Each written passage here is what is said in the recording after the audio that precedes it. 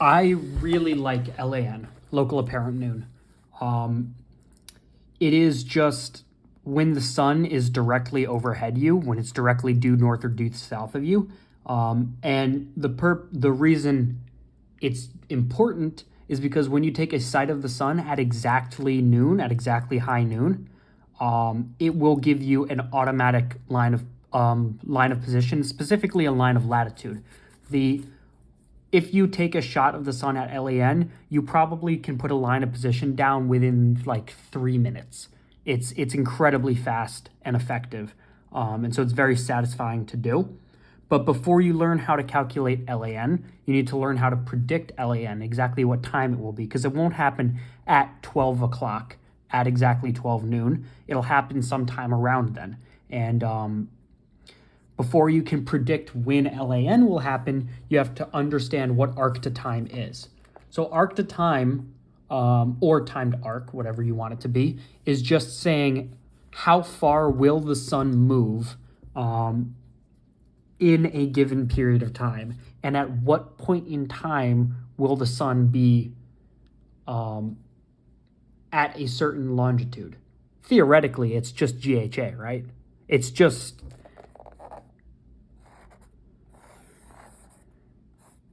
if this is Greenwich, how long until the sun gets exactly right here? It's not at this time where, at a given time, where is the sun? It's when will the sun be here? How long does this take? Now, luckily, this is very easy to understand because if we draw another circle, you know, the day starts at Greenwich. GMT starts when the sun is directly, well, actually, the day starts when the sun is directly opposite Greenwich, so midnight, when it's over the meridian. But one day, you know, this is 0, 0, 0. One day is the time it takes the sun to go all the way back to there. So that's 360 degrees. Half a day is how long it takes for it to go back to Greenwich. So noon at Greenwich, exactly high noon, is when the sun has traveled 180 degrees, and it takes it 12 hours to do that because it takes 24 hours to go the full time. Not exactly 24, but close enough to systematize. And if you break this down to 6 hours and 18 hours, you can then break it down and say between here, well, we've got, if this is 90 degrees, we've got 2 hours here is 30, 4 hours here is 60, and so on and so on. And what that you ultimately break that down into, if you go to one more subdivision,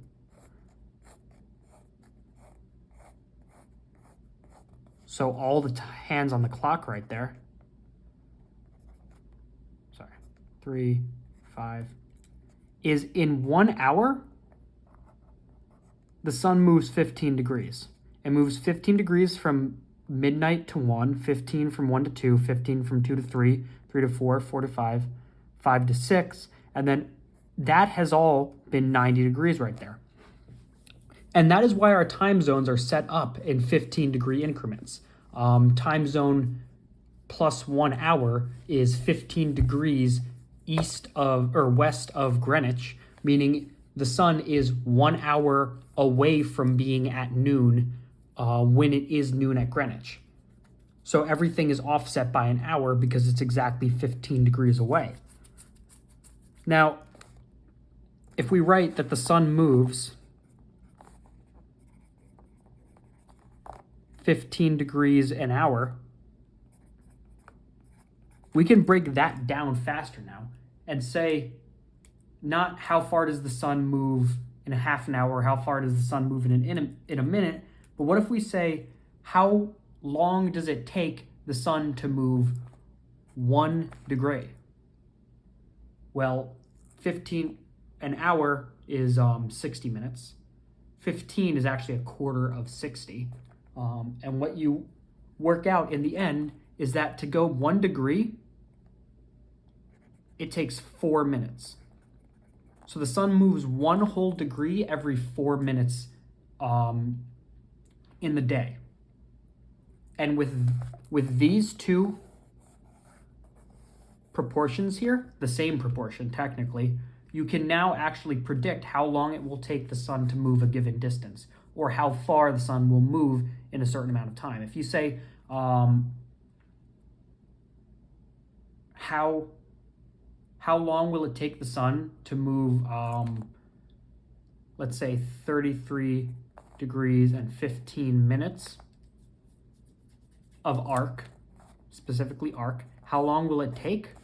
Well, 1 degree every 4 minutes. So what we can do is first convert this to fully degrees. So instead of 33 degrees, 15 minutes, we can write 33.25 degrees. And if it takes 4 minutes to go 1 degree, all we need to do is multiply that by 4. We do 33.25 times 4. We get 133 minutes. So the sun moves 33.25 degrees in 133 minutes, so a little over 2 hours. If you needed then to say,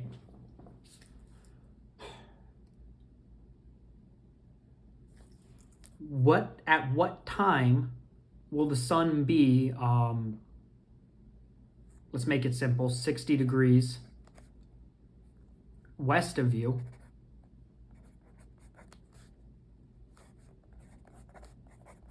if LAN for you happened at, let's say 12:05. So local apparent noon for you happened at 12:05, meaning the sun was perfectly in line with your meridian at 12:05. What time will it be when the sun is 60 degrees west of you? Well, the sun is gonna move west of you. And it's gonna move west of you 1 degree every 4 minutes. Well, we have 60 degrees here. If it moves 1 in 4 minutes, it's going to move 60 in 60 times 4.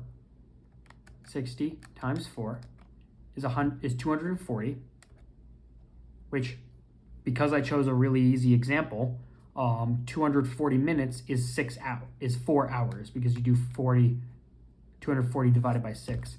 So it will be 60 degrees away from you 4 hours from now at 16:05. Let's say what time will it be?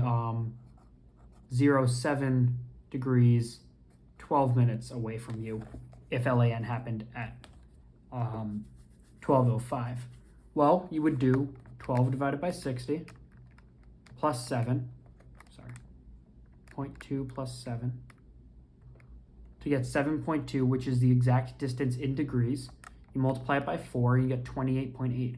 So it will take 28.8 minutes for the sun to move 7 degrees, 12 minutes. Now, what this ultimately means is that anytime you need to predict how far the sun is going to go in a given amount of time, or how long it will take the sun to go a given distance, is you just take the distance, convert it into fully degrees, so not degrees and minutes, but full degrees, multiply that by 4, and that will give you how many minutes it's going to take. If you need the opposite, if you need how far it's going to go in a certain amount of time, you take your time in minutes, divide it by 4, and convert that to degrees and minutes, and that will give you the distance it'll travel. If you don't want to calculate it yourself, a lot of people, more people than don't actually, prefer to use, wherever it is, I can't, the arc to time table, which, if I ever find it, here we go. It's the page immediately before our increments and corrections, is conversion of arc to time. And this is just for the same purposes of, if I traveled a certain distance in arc, how many minutes or how many hours and minutes would it take? And you can see the bolded numbers are your distance in degrees. And then if you need minutes of arc here. You can do it there, and it just tells you how much time it takes. But as you can see,